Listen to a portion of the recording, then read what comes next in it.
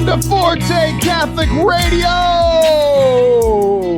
It's your host, Taylor Schroll, recording in the Red Sea Radio Studios, where it is currently 6,997 degrees Fahrenheit. It is very, very hot, and we have come to you today to bring you a hot podcast, hot radio show. However you are listening, thanks for joining us today, whether you are on the podcast, if you are listening on Red Sea Radio here in Central Texas, or if you are listening on St. Michael Radio somewhere in Oklahoma. I'm not sure where Tulsa is. Or if you're listening on Cairo Radio in the Carolinas, welcome in to Forte Catholic, where we are all about making Catholicism fun again. I am here with Producer Sam, as always. Producer Sam, your bracelet and your shirt match today. It looks fantastic. How are you? I am good, just like my fantastic bracelet and shirt that match. Boom. Good content, Dad. Sam, you are fantastic, and everyone loves you. Time. All right.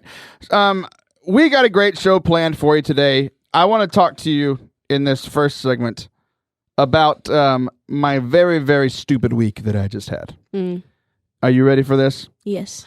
It all started in a galaxy far, far away. Jinx. A long time ago. Some time ago. That joke will come back later in the show, I promise. So, I had a really dumb week. And for those of you who have listened to the show in the last few weeks, you have heard me say every episode, I'm a little under the weather today. And then I don't know if any of you were like, that's odd. He's been under the weather every week. I thought it was odd too. I went to the doctor and they thought I had the pneumonia. That's a weird word. Pneumonia. Never heard of that. I don't have pneumonia. That's good. Apparently I've had bronchitis for a month. And ain't nobody got time for that. I didn't have time for that. I was just like, whatever, my body isn't working, but I have things to do. So, whatever. So I went to the doctor. They told me, you have bronchitis. You got the bronchitis. I think you also have this thing they call the asthma. Got the asthmas. So most of the time when I do the show, I was like, what's up? Running out of breath. We'd have to cut that out and do it again. It was just absolutely beautiful. So that's how my week was. I was recovering from the bronchitis. And, just trying to take full breaths and not succeeding. So that's how my week was going. But I still had a bunch of stuff going on. For those of you that don't know, I am a full-time missionary with Ablaze Ministries, which means that my salary is completely fundraised. So I spent all week fundraising last week so that I wouldn't be so stressed out about money. Hooray! And you could pay for your doctor bills. I pay for the doctor bills. Yes. Food for my family. That is very important. Which food for my family is part 3 of this bad week that I've had. Oh no! Just stay tuned, you shepherd lady. Okay. So, getting through the week, I did the show. I was meeting with people, sending emails about fundraising stuff, and it went pretty well. I got some new donors last week. Hooray! Good job. So things were going all right, making it through the bronchitis, and then Friday I actually came here into the studio to be a guest on somebody else's show. That's right. Yeah, so I was it's going to come out soon. I'll share about it whenever we get there. It's very, very secret right now. Only I can know. Producer Sam doesn't even know. I don't even know. Because she doesn't care and never asked. Okay. I would have told her if she asked me. So, Friday, Sam. Yes, Friday. I had just done this radio interview. It was fun. Right. Just feeling good. Right. And then I decided to go get some lunch. Do you know what you had for lunch on Friday? No, Friday. No. Well, good. I'm glad I asked. So I ate lunch at about 4:30 p.m. somewhere approximately between 4:15 and 4:30. The timeline will make more sense in a minute. I go to get my lunch at almost dinner time because I starved myself.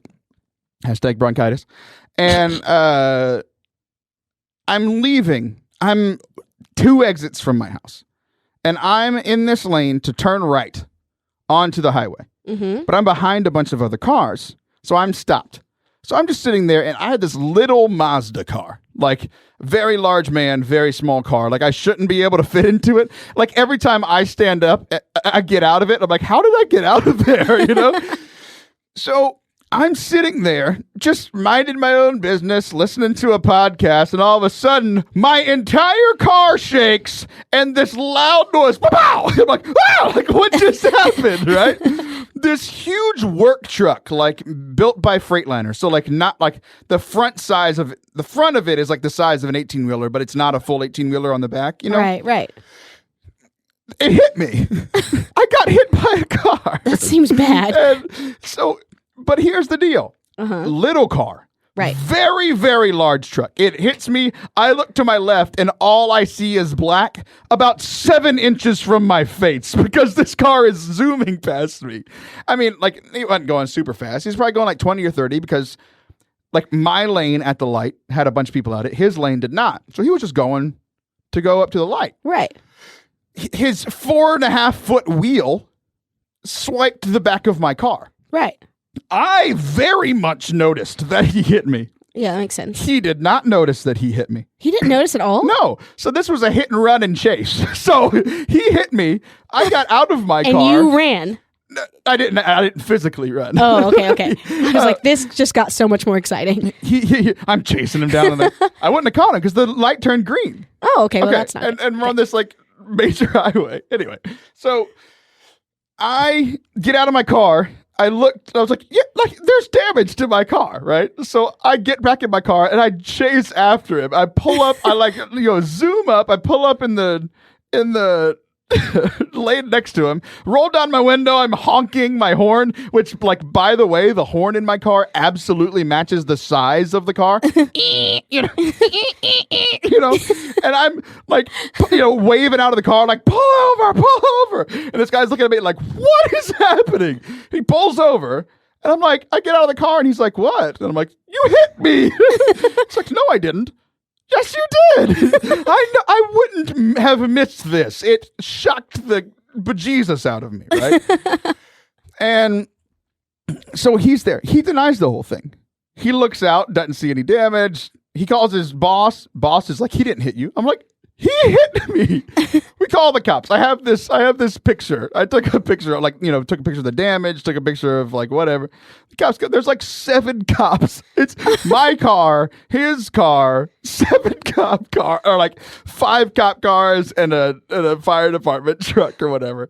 It becomes this huge ordeal for this really small fender bender. Like there is damage to my car. Right. That I want to get fixed. Right. But it was this whole ordeal, and then like they were being really rude, so the cops just ended up like separating us or whatever. I was like, whatever, he hit me, and then like so they found out, like they found the scuff marks on his tire, like for sure he hit me. Anyway, so that's how I spent my afternoon on Friday. Was on the side of the road in 105-degree weather with some dude saying he didn't hit me after he just almost killed me. So like after you saw the scuff marks on your car, like did you like have this moment where you like make eye contact or like where you're like, yeah, I told you and you did it and now you know, or so like? No, like, I mean, like they had separated because they were living. They thought I was lying. I'm like, I'm not lying. Like, but I watched from from afar the moment that like the police investigator like showed them the marks on the tire and they were like, oh yeah. Like I told you, like, I'm not going to lie. Anyway, it was this whole ordeal, right?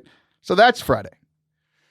Friday night, Samantha Shepard, I get home and I go to get water out of my freezer because I've been outside in the heat. You're parched? Very parched. It's right? 6,000 degrees? I don't know how much you said No, earlier. that's today. Oh, okay. Friday it was only 105. Oh, well, that's good. So, somebody's calling me. Ignore. Okay, so it's God. Sorry, I ignored you. So I go to get water, and like our freezer has that like water dispenser thing. Like you put your cup under. I go to get water in my cup, and instantly feel water on my feet, and I'm like, wait a second. That seems bad. This isn't correct. I look down. There's a huge puddle of water under the freezer. I open the freezer up. it's all the ice melting in the freezer. Oh no. And like our food is like defrosting very quickly. The freezer had stopped working. So we're like, okay, this is weird. Like maybe it's like, we had it on like not super cold. You can adjust the temperature, whatever. Right. And I turned it like up some more. I was like, oh, maybe it just, the settings weird, whatever. Came back like an hour, 2 hours later. It was getting worse. And I'm like, okay, it's broken. So like we moved all the stuff from the freezer into the fridge. And we're like, okay, like I'll call somebody tomorrow and we'll get it fixed. And so the next morning, wake up, the fridge had stopped working. Oh, so like perfection. I told you earlier that feeding my family would become an issue. It has now become the issue. All of our food is now very much struggling. Right, right. This is Saturday morning, right? Okay, yeah. I wake up, fridge isn't working. I go to call call a repairman, right? Mm-hmm. Call the first one, closed. Call the second one, closed. Call the third one, closed. Call the fourth one, closed. Call the fifth one. Oh, I'm so angry, Shepard. The first question I asked was, can you get somebody to come out today? Oh, yeah, sure. Tell me what's going on. Let me get your information. I gave him all my information. I was on the phone with, I'm not going to name the place, for 10 minutes. Okay. 8 to 10 minutes. And then they said, okay, we'll send somebody out. Earliest we can come out is Thursday. I was like, are you kidding me? Literally, the first question I asked you was, can you send somebody out today? He said, yeah. Like, you lied to me.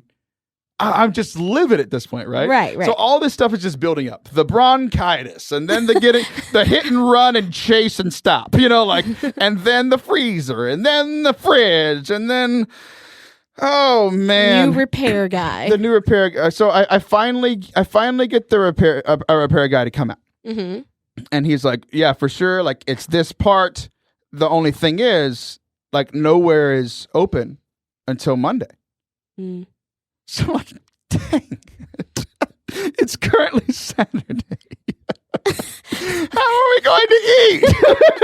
Just cook everything in the refrigerator. Oh, Sam Shepard. I had nothing else. That's all I had. I had Sam. Okay, so like my wife's friend lives behind us. So like I was livid. My wife took a baskets full of food and like put them over our fence to our neighbors to put it in the fridge. So like all of our food is at the neighbor's house, and we're just like, what are we gonna do for food? We're eating cereal with no milk all weekend and stuff. That's how I normally eat cereal, though. Oh man, just want to say that. Okay. So my life in struggle is like your life normally. Good. Glad to hear. So just a rough week, and then Monday go to the shop. Of course, I go to get the part. They're out. Of course. And then they say, we have to order it. So we're currently recording this on Tuesday. Sam, they have told me that the part might be in tomorrow. We haven't had food in our house since Saturday. So did you decide to just do it like a fasting, just offer it we're up? Very holy. We've been offering it. No, we've been frustrated and trying to scrounge things together. Jeez Louise. So if you've been listening to the show recently, I've been talking about some of the frustrations that I have had with, bad music. We had an episode on that in church, or which is a running theme on the show, like struggles in mass, where mass gets boring or whatever, right? Mm-hmm. And it's not that these struggles this week, in this rough week, like made my faith life struggle, but it made me realize like how much like I've actually been like frustrated in my faith, stressed out in my faith, right? Yeah. So it's where it's like, I can, like here's the deal. If you have a big conversation, like let's say you and I are fighting, like we fight right now. Okay. We're probably not going to resolve it right now. We might try to like make, okay, it's like, okay, I'm sorry, let's talk about this tomorrow once we've cooled down, or let's talk about this 2 days from now. Like here on the air is not the time to do that, right? Right. So we have these big conversations looming, and oftentimes we put them off, right? So and like that's natural, and sometimes it can be good. Sometimes, if you go too long, it can be detrimental, right? Fair enough. So like, conversations with my wife, we have to have big conversations, whether we, are having an argument about something, or it's just an important decision that we need to make. Like sometimes, I get home, it's been a long day, or she's frustrated with with something. And it's like, now we have some free time, but it's not the time to talk about it. Mm-hmm. Let's wait a few days. Yeah. And I feel like that's what I've been doing with God. It's like I'm really frustrated with certain, with some of the things that I've shared on the air and some things that I'm not going to share on the air, right? Certain things about like, boring homilies, bad music, and then just frustrated with like leadership in the church or, all kind of stuff going on and a lot of personal stuff too. And I just didn't want to have that conversation with God. So it's like I didn't run away from God. I wasn't completely ignoring God, but I was like, I don't want to have that big conversation because I'm really frustrated about it. Right. So I just avoided it. And then finally on Saturday night, which is, if you've been paying attention to this segment, the height of all of this frustration, right? I haven't eaten in 3 days. I'm just kidding. We ate. We found ways to do it. It was just very frustrating. So Saturday night, I sat down and Sam, you're sitting down, but I want you to prepare yourself for what I'm about to say. Okay. I read a book. Whoa. On Saturday night, right? I listen to podcasts. I make podcasts because I'm a 99% auditory learner. I read a book on Saturday night. And it was all about spiritual warfare and how the evil one attacks us. And I'm just like, this is what's happening. I've been. It was. There was a one line that really stuck out to me, and it was like, Satan doesn't need to like destroy us, to destroy our faith in God, to win. He just needs us to just lose our focus, to just start focusing on other stuff, to put other things first. Wow. Then he's won, right? Yeah. And like I was like, this is starting to happen with me, so I need to address that. So I sat down Saturday night. And I was just like, look, God, like I'm frustrated. I'm struggling. I need your help. And I finally just voiced all of that. And it's not like everything's all rosy and great now. Like my freezer still doesn't work. And I'm still a little frustrated in my faith and still a little stressed out. But it's like things were going downhill till that moment. And now things are on the uptick again. So we all have frustrations in our lives. We all have stress in our lives, and these things can come into our faith, can even start in our faith. The first thing we have to do is acknowledge these things, to bring them to God, to talk to people in our lives about them. There's a choice we have when we get frustrated. Are we going to keep going, or are we going to run away? I chose to keep going. I hope you do the same. We'll be right back for our second segment of the show.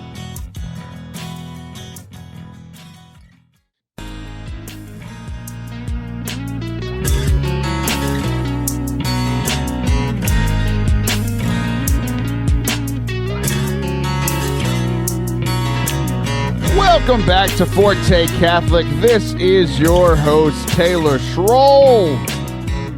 If you've ever listened to the show before, you know that usually in the second segment, this is where we take a break from our conversation that we are having and invite on a guest. Well, today's guest finds himself as a member of the Catholic priesthood, and every now and then, these members of the Catholic priesthood get called in to do something last minute, like, fill in for their pastor to say masses and hear confessions whenever they have a podcast appearance scheduled. So sadly, that is what happened today to our good friend, Father Goyo. But there is hope, friends.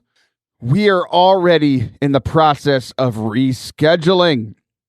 Here's a funny story around this, right? So I have been messaging him solely through Twitter direct messages because Twitter is where we met. It's where we had a few conversations that have been quite hilarious. So I messaged him earlier, didn't get an answer. Messaged him again, didn't get an answer. So I got to check out, maybe on Facebook. Like in Facebook Messenger, you can call people. Go to check him out there. Didn't work. Then I go to his Instagram, and I find something quite interesting. A lot of people, especially people of his caliber with his many, many thousand followers, will have a, message me button or an email button. Well, I see for him that there is a phone button, call me. So I'm like, okay, maybe this is his parish number, so that people can call him to schedule confession or whatever. Maybe it's like a ministry number or something like that. I don't know what's going on. So I call the number, and it rings, it goes to voicemail, and I hear his personal voicemail. It's like, this is his personal cell phone number. Like, this is crazy, and like bold that he has this just open to the public so people can like call him. So I text him, and I know that he's going to get it because it goes to an iMessage. I have an iPhone. I can tell that he has an iPhone because it goes to an iMessage. I send him a message, and I'm like, hey, are you going to be able to come on tonight? And he's like, oh, I'm sorry, I can't because this and this and this came up. I said, okay, no problem. We'll work it out. We'll reschedule. No big deal. And then after we work it out, he's like, wait, how did you get my number? Did I give it to you? And I was like, Father, it is publicly on your Instagram page. And he's like, oh, no, that's terrifying. So he's like, I don't know how to do it. So I taught him how to take the number off. So that's why I feel comfortable sharing this story on the air, because now if you go to his Instagram page, you can't find his number. I was the last lucky soul to make him so unlucky for somebody just randomly to get his phone number. To be fair, he would have had to give it to me anyway, since he was going to come on the air. But we will talk to Father Goyo at another time. So we still are going to have an interview today. Blaine Tamez, a recent high school grad, is going to come on to talk about his faith journey, how he stuck his faith out, and has continued to live out his faith and grow as a leader in the faith throughout high school with all the temptations and the struggles in that, and how he's still doing that now as a graduated man.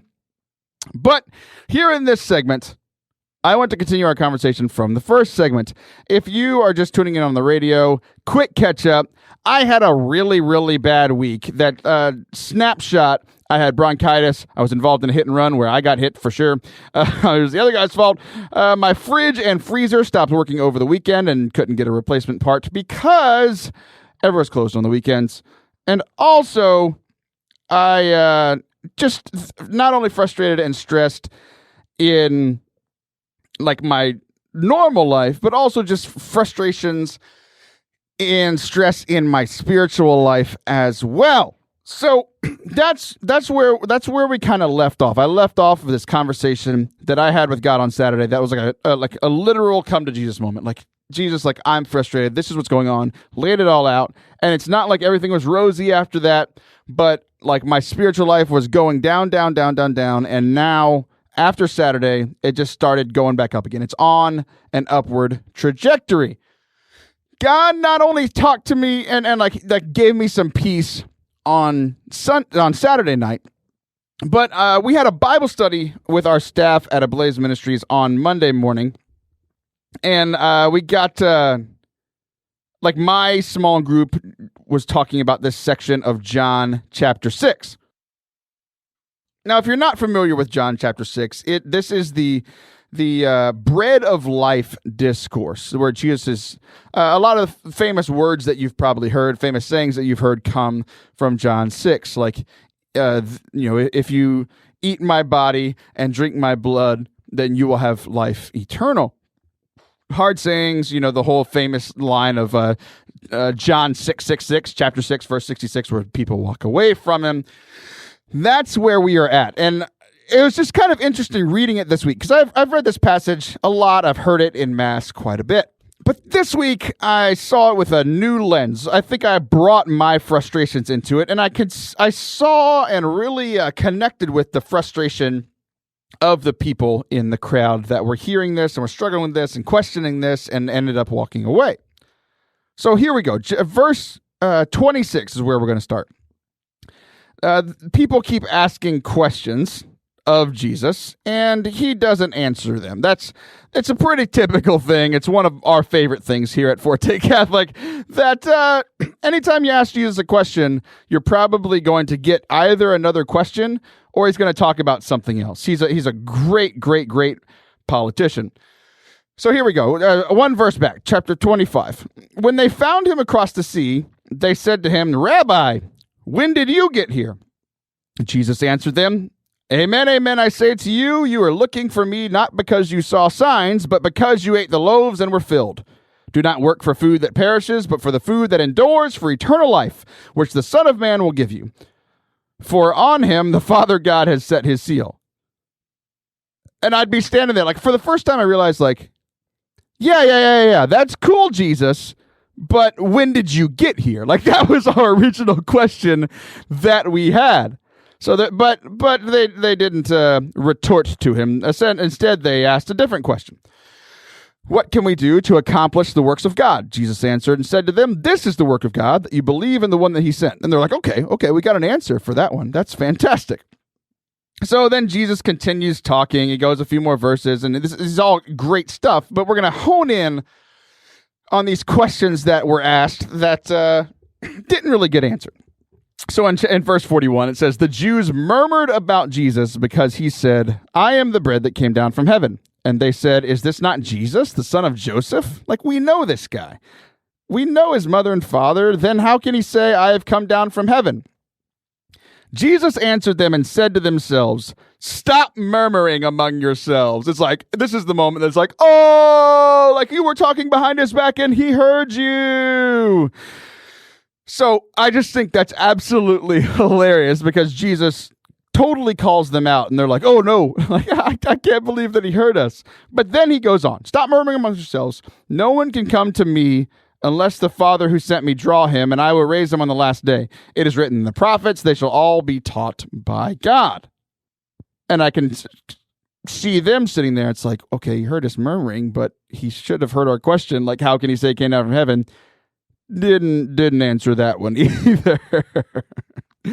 So already I'm putting myself, I've always read this and I never really saw this whole question, like different answer, question, different answer.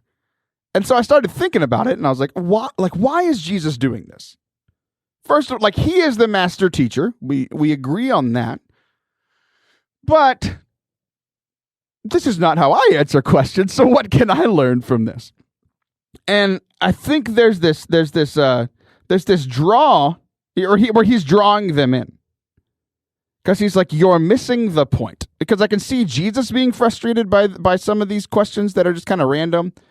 But then I can see them being frustrated, asking seemingly good follow-up questions and getting a different answer. And I think that I can see this a lot in my personal spiritual life, where it's like, I'll ask a question to God, like, why is this happening? Why did I have such a bad week last week? Like, why is this struggling? It's like, okay, insight into last week. Like, money has been tight, so I spent all last week fundraising. And fundraising went well. I shared about that a little bit in the first segment.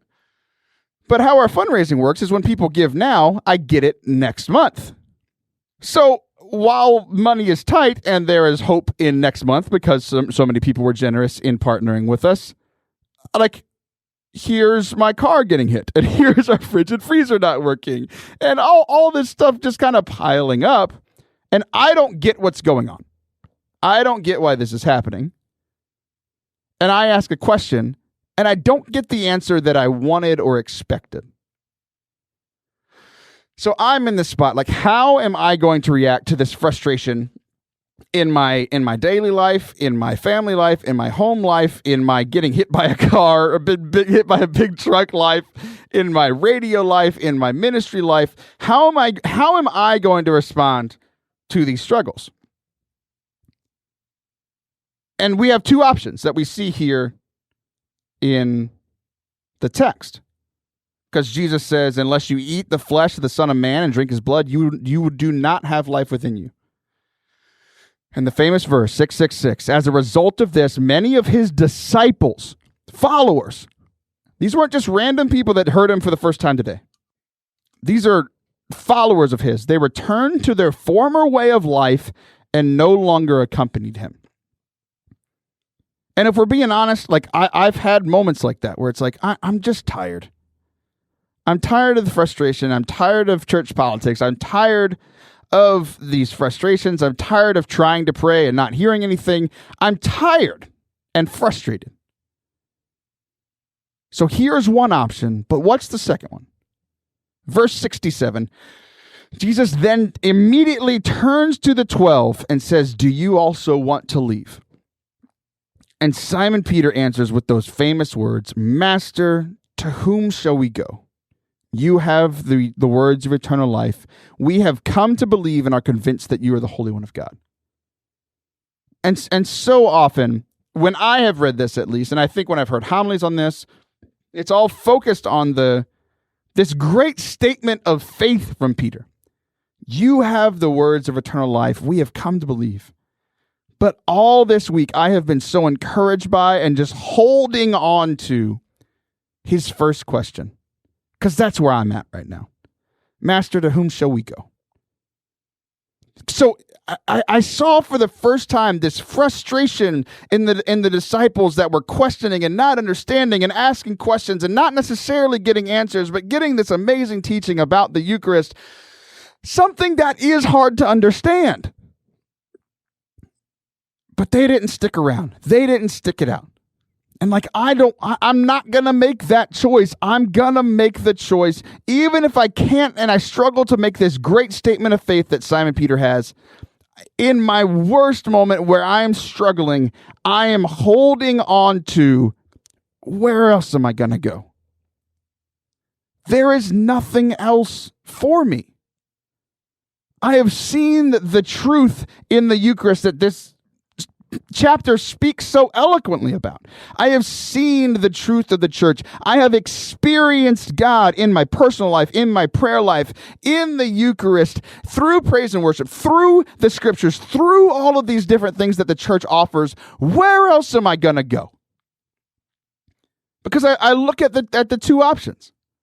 There's really only two: keep following God or walk away. Those are the two options presented to us, and those are the two options that we all have every single day. And there are days that we are strong where I've had more days than not where I'm like, God, you are awesome. You are so good. Thank you for everything. But I do have days, and I know you do too, just exasperated, frustrated, but holding on and standing on the rock of Christ and the church that he gave us. Master, to whom shall we go? That exasperation, but trust in there, because Jesus has proven himself over and over and over again. So that was super encouraging for me this week, and I'm already feeling better and on the rebound. Please continue to keep me in your prayers for my relationship with God and my relationship with the church, for my health, because I shared earlier that has been struggling, still trying to figure out what is going on. Also, pray for my fundraising. I'm a full-time missionary, which means that I fundraise my salary, which means that friends, churches, family, people that have been influential in my life, I ask them to partner with me, mostly monthly. And that's the money that I get to continue in the ministry that I love so much. Please pray for me in that. If you would like to support us and the mission of Ablaze Ministries, of creating the next generation of youth ministers and impacting our youth, our young people of the church for Christ and leading them to him, I would love if you could support me. Reach out to me. You can go to ablazeyouth.org. That you find all the ways to give.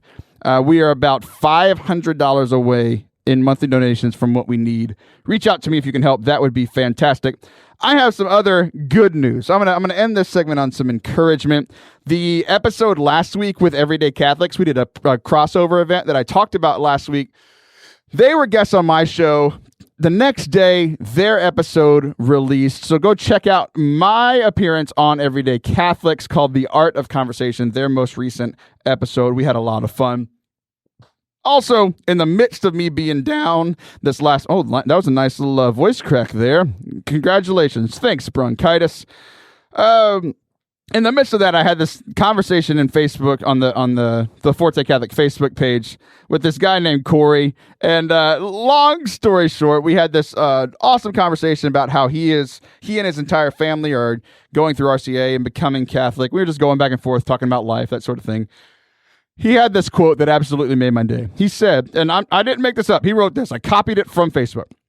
I love the show. Between you and Father Mike Schmitz, I have learned a lot, lady. You've been a blessing to me. And I was like, dude, I responded, dude, this is the first time me and Father Mike Schmitz have ever been used in the same sentence. So thank you so much for that. All right, friends. Well, we are going to come back for our final segment of the day here in just a few seconds with Blaine Tamez. He is the man. We're going to talk about the same conversation, just keeping it going with him and his perspective on continuing to grow in our faith, even through the temptations. We'll be right back.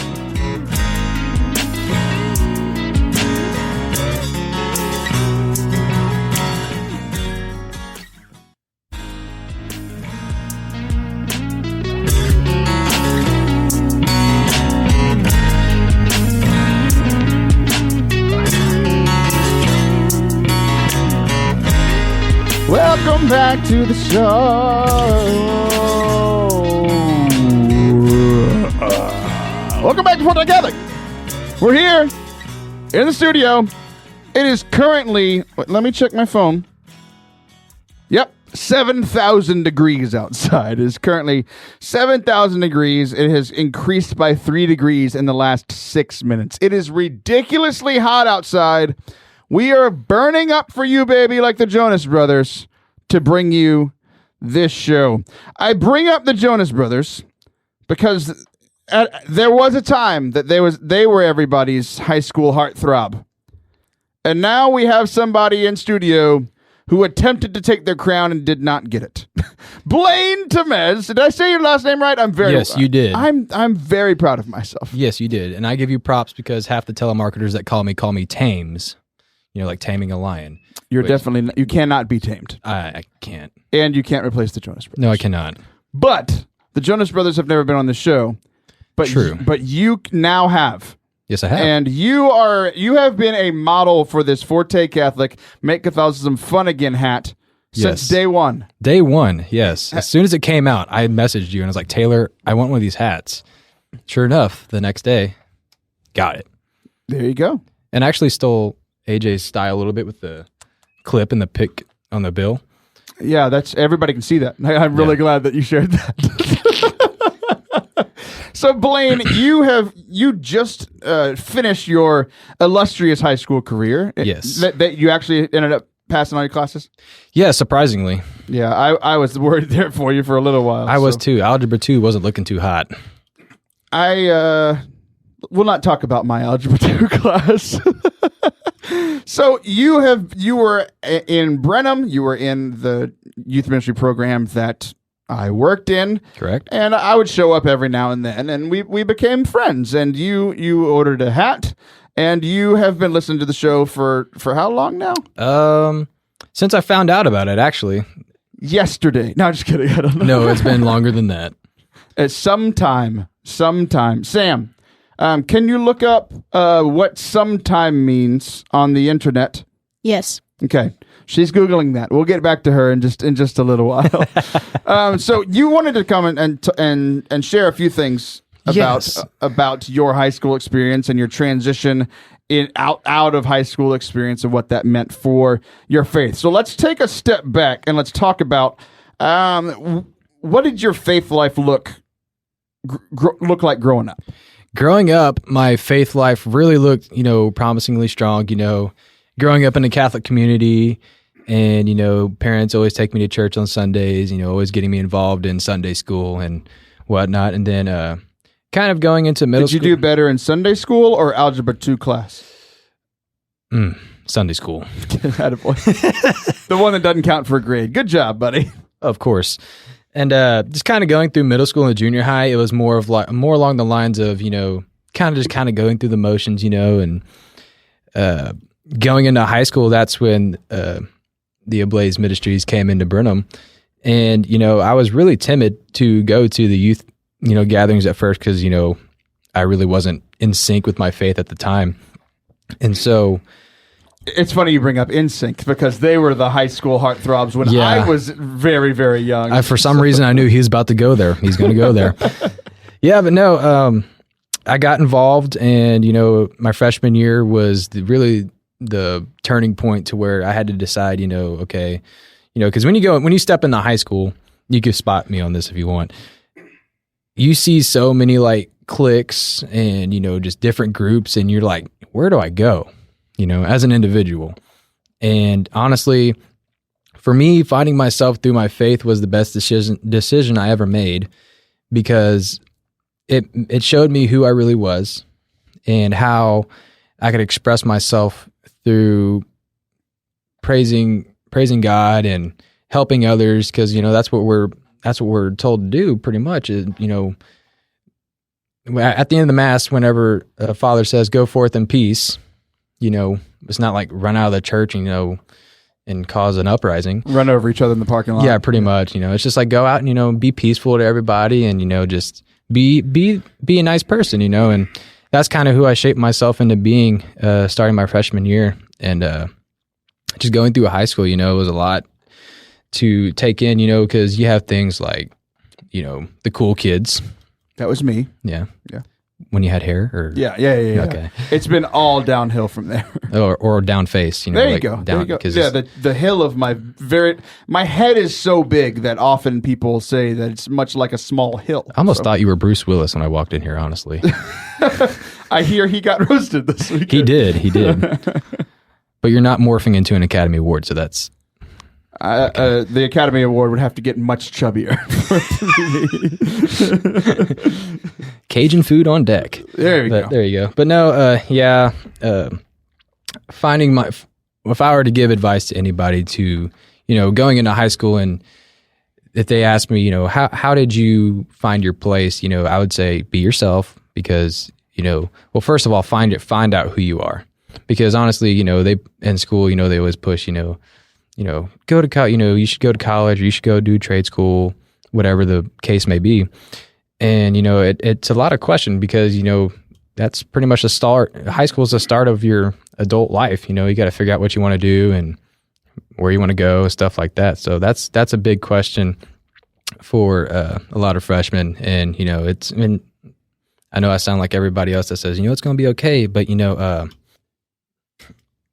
you have to sit there and evaluate yourself before you go any further. And I think that enriching yourself in your faith is a great start, Right. So yeah, it's interesting, because when I think about high school, like you said, the cliques, and then I also think about like you said, finding your place. It's like, where do I belong in all this? And that's something that probably the first big time that we experience it is in high school. But you experience that again when you go into college, when you go into the workforce, when you go into a new job, when you go into a new church, when you move, like that feeling and trying to find your place and kind of recreate yourself is both awesome, because like I was a loser in junior high. And I went to this new school and I got to just kind of recreate myself. There was more people. Not everybody knew me. And then college, you get to do this. When I went off to college, it was the same exact thing. I think I 3 people from my high school went to my college. Mm-hmm. So like nobody knew me. I got to completely reshape myself. And like, how are you going to do that? And I think my high school experience shaped that a lot in me, because in high school, I was more swayed by what everybody else wanted, right? Mm-hmm. And then when I got to college, I was like, okay, like who actually am I? What am I going to base this off of? And similar to your experience in high school was, I'm going to base it around my faith, and like that's what comes first, right? Yes. I'm going to have other things, because like my life isn't just my faith, but I'm going to put it first, and those morals and is going to be what I stand on, right? So, but we all know that life is a struggle, that high school is a struggle. So how, like when I met you, as you were sharing your story, I met you about halfway through your high school. Like you had been in the program for a while, and I met you after you had bought in, right? Yeah. So I knew you as the leader. I knew you as the person like that we could count on in Brenham, as the person like this last year, you were small group leader for the junior high kids at the youth group. That was an experience. I loved it was an experience, but I loved every second of it. Yeah, I would come visit and just be like, that poor guy. There's like 18 junior high kids that want to like fight each other, and he's trying to share about God, that sort of thing.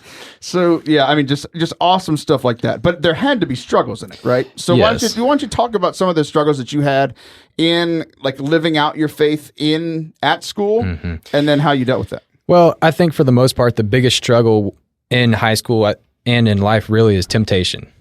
You know, you go, I mean, you know what the high school environment is like. You know, there's all kinds of temptations everywhere. You know, going back to the cliques, you know, how the cool kids are always having a big party, or, you know, jacking up your truck to, 8 inches above stock lift, car nerds that probably are not listening to the show, but, anyways. There's that one guy that's listening to Catholic radio in his 18-foot truck, and he's like, offended now. Good job, Blaine. Yeah. It's like, I want to know who this guy is, but no. It's a real struggle trying to stay true to yourself within those temptations, because, when you're going around high school and you're trying to figure out, like I said, who you are and what you want to do, there's always going to be an open door everywhere you look. I've heard that love is an open door. Yes, love is an open door. But, is that scripture? I can't remember. I don't know. Sam's the go-to. Elsa chapter 3, verse 6. Quoted from David Lee Roth. No, I'm kidding. You walk through life and there's always going to be a door open, and it's up to you whether, to decide if it's something that's going to be good for you or bad for you. And that's where, coming into, once you find out who yourself you are, you got to surround yourself by good people.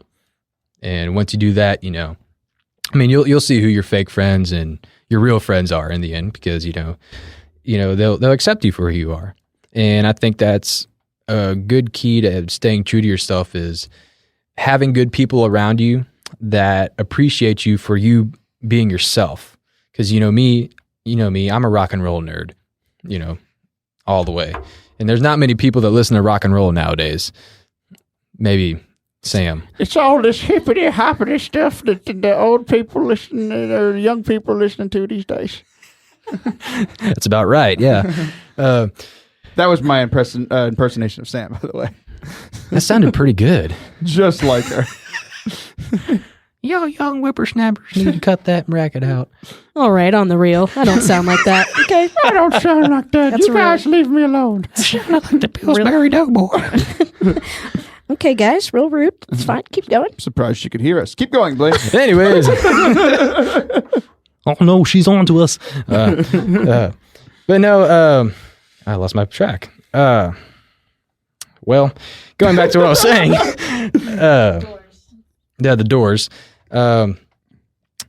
It's all at the end of the day, what it comes down to, you can go to your friends and ask them for, guidance of where to go and how to do things and what to do. But at the end of the day, it's going to be your decision on which path you want to take. And God already has our path laid out. And, he puts those doors there for us to, choose. He's not going to highlight it with a yellow highlighter or anything like that. But, he relies on us to find it ourselves. And I think that's a big part of growing up and maturing in high school. Because, when I was in 7th grade, I accepted, reality as itself at a really early age. And that's, to me personally, that's a really early age. But accepted reality, like you were like, yes, this table is solid. I agree with that now. Now I see why you struggled in algebra 2. Yeah. No, and when I say accept my reality, I say it in the form of, accepting the world as it is, and just how people act and how society is.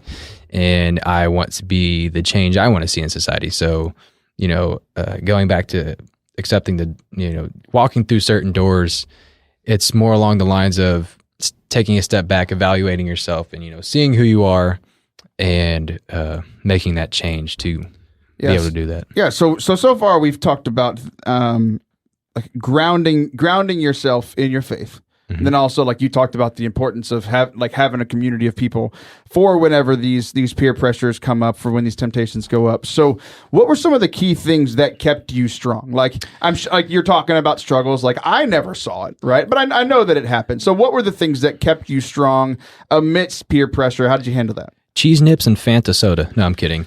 I really wish you would have said that and then just like stopped and waited for me to ask the next question. All right. No, but the key things that really kept me. Wait. So you've been preparing for this interview. Was that a prepared joke? Or No, that was just off the dome.